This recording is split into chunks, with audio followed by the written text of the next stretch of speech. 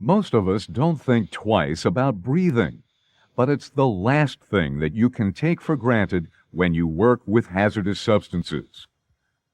Because contaminated air can burn your throat and lungs, damage your brain, liver, kidneys, or other organs, even smother you to death. OSHA's HAZWOPER standard requires workers to use proper respiratory protection to prevent tragedies like these.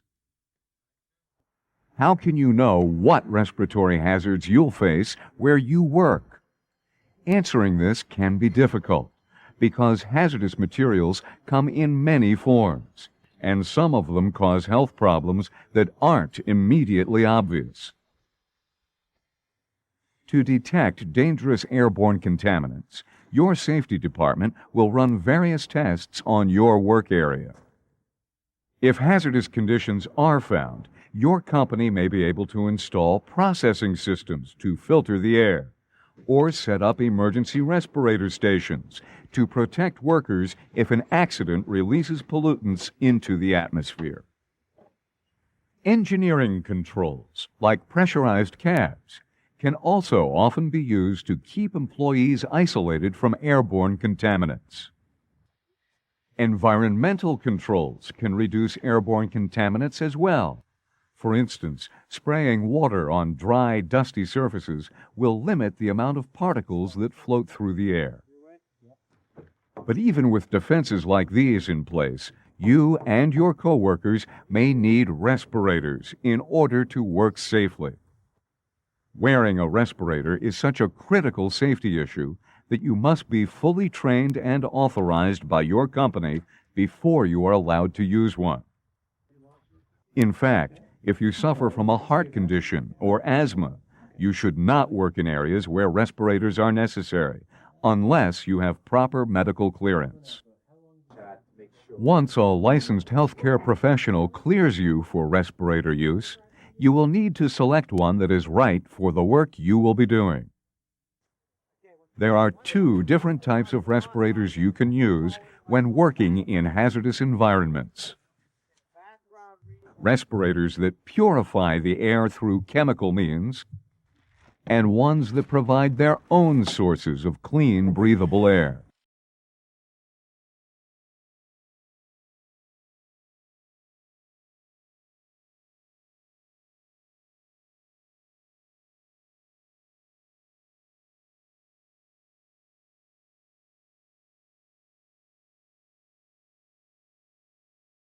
Let's consider each of these types of respirators in detail. In many situations, air filtering respirators will be necessary. The National Institute for Occupational Safety and Health, NIOSH, has created a classification system for respirator filters that helps you to determine which type is best for your situation. NIOSH designates 3 filter classes based on whether there are oil aerosols present at your worksite. Oil aerosols can be particularly damaging to respirators because they can easily clog up a filter and block air from getting through.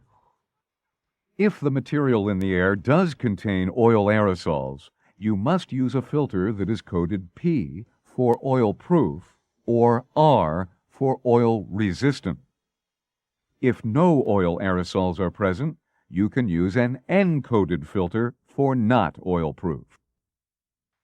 Whatever type of filter you are using, make sure you follow the manufacturer's recommendations for the length of time you are permitted to breathe through the filter, and replace it with a fresh one as needed. After your employer has determined whether you should use P, R, or N series filters, you will have to decide what filter efficiency rating to use. Ratings following the P, R, and N designations on filters tell you their efficiency in percentages. These are listed as 95, 99, and 99.7%, which is referred to as 100%. The higher the number, the greater the efficiency. However, it is more difficult to breathe through higher efficiency rated filters, so don't use a filter that is more efficient than you need. Talk to your supervisor to see which efficiency rating you should use. If you are working in areas with heavy dust or other airborne particulates, you may want to add a pre-filter, which traps particles before they can clog the cartridge filter. In areas where hazards could also affect your eyes or skin, using a full-face mask respirator will increase your protection by covering your entire face. Sometimes, however, when the atmosphere is so contaminated that it cannot be filtered, air-purifying respirators don't offer enough protection. In these cases, respirators that supply their own air are necessary.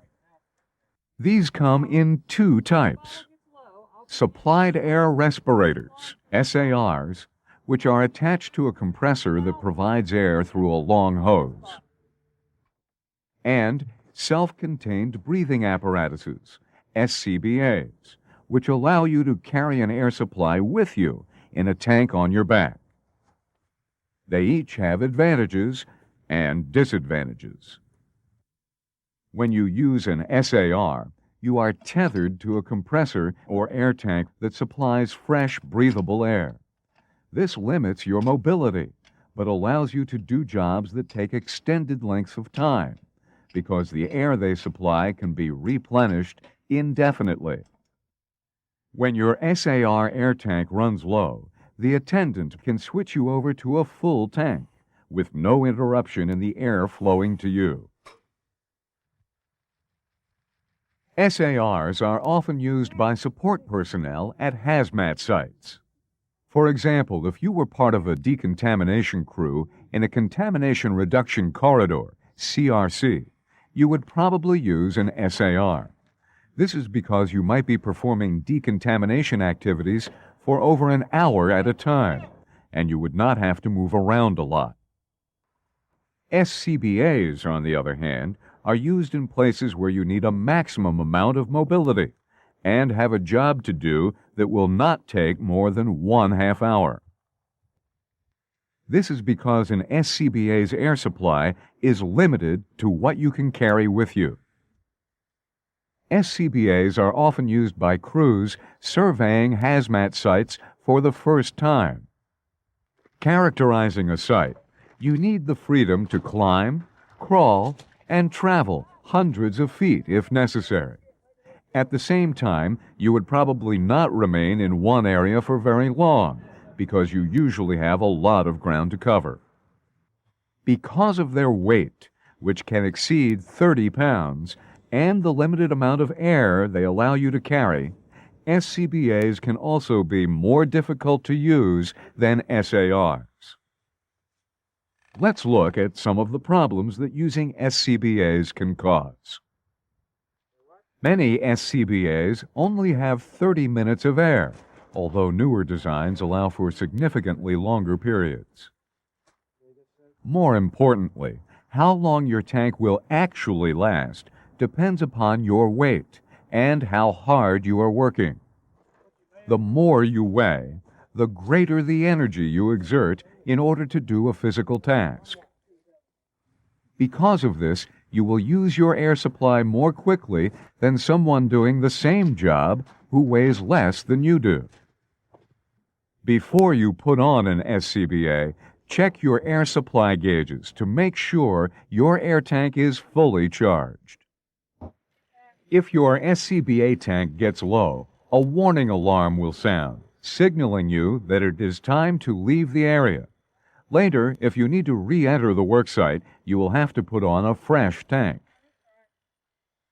Running out of air is not the only difficulty that you might face while using an SCBA. The weight and bulkiness of the equipment can also cause problems. SCBAs can weigh 30 pounds or more. Carrying this weight around can quickly tire you out. In extreme situations, you might even be overwhelmed by fatigue. To prevent overexertion, be sure that you have been properly trained and are fully acclimated to using an SCBA before you wear one in a live work situation. After you know which type of respirator you should wear, you need to select one that is sized to fit your face. You will have at least 3 different sizes to choose from. To get the right one, first make sure that the mask conforms comfortably to your face. Your employer will show you how to correctly position the mask and how to adjust the straps to maintain a good seal. To prevent yourself from inhaling harmful gases, before you begin to work, you must always make sure that there are no gaps between the respirator and your face. The first check is to look at yourself in the mirror with the respirator on. Turn your face left and right, up and down, looking for areas where there is a space between the facepiece and your skin. If you find a gap, make sure that you can eliminate it by adjusting the mask. If this doesn't work, see your supervisor before you go to your work site. But to really make sure you have a good seal, OSHA requires that you undergo a formal fit test before you wear a respirator in your work environment. Fit testing ensures that the respirator really does fit tightly against your face. There are 2 types of fit tests, qualitative and quantitative. Qualitative testing uses scented chemicals or smoke. These are sprayed into the air to see if you can smell them through your respirator. If you can't, then you probably have a good fit. The problem with qualitative testing is that it is subjective, since it relies on each person's sense of smell. In contrast, a quantitative testing machine can measure the exact amount of contaminant that could leak into your respirator. Quantitative testing is usually done by spraying particles through a respirator cartridge in order to measure the amount of material that the filter lets through. Even after the initial fit tests have been done, you must continue to check your respirator seal each time you wear it. This can be done by performing a user seal check. This uses both positive and negative pressure to make sure the seal between your face and your respirator is intact. To check using negative pressure, place both hands over the inhalation valves and breathe in gently. The facepiece should collapse slightly against your nose. Hold your breath for 10 seconds. If the mask stays collapsed, you have a good seal. To check the seal using positive pressure, place the palm of your hand over the exhalation valve of the respirator, then gently breathe out. If you feel a buildup of pressure within the mask and see the sides of the facepiece bulge out slightly, then you have a good fit. It's crucial to perform a user seal check every time you wear your respirator, to ensure that nothing has happened to change the way it conforms to your face. There are several types of problems that could affect the seal. The most common is damage to the respirator's facepiece. But even changes to your face can affect how your respirator fits. For instance, facial hair, including long sideburns, can interfere with the mask's ability to form a good seal. Dentures, scars, and other facial irregularities can also jeopardize the integrity of facepiece seals. Eyeglasses can also affect respirator seals. If you wear glasses and use a full-face mask respirator, you will need to install a NIOSH-approved eyeglass modification kit. After using this kit, you must fit test the respirator again. Be sure to talk to your supervisor or your medical department if you wear eyeglasses and need to use a full-face mask respirator. Your safety depends on it. Proper cleaning and maintenance of your respirator are also essential to respiratory safety. Respirators worn by only one person should be cleaned only on an as-needed basis. Shared respirators, those used by 2 or more people, should be cleaned and disinfected after each use. Always check every part of your respirator before you use it as well. Be on the lookout for any signs of wear or damage. Look for holes where substances could leak in. Make certain that all connections are tight. Examine the straps and the seal of the facepiece to make sure that there has been no deterioration. If you find any problems, report them to your supervisor immediately. Make sure that the damaged respirator is put aside for repair in a place where no one will use it by accident, and that a Do Not Use tag is attached. Above all, never use a defective respirator in a contaminated area. Your life could be in danger if you do.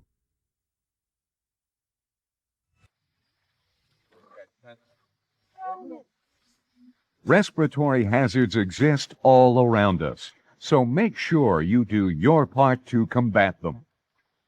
Be aware of possible respiratory problems in your work environment. Before you use a respirator, get fit tested. Always wear the proper type of respirator for the job you are doing, and follow the NIOSH regulations regarding filter use. It's easy to take breathing for granted. You've done it every moment since the day you were born. But in the world of hazardous materials, the things we normally do become more complex and sometimes more dangerous.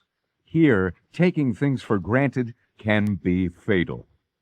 But by following established procedures and always using the correct respirator for the job, you can do your job safely and keep breathing for years to come.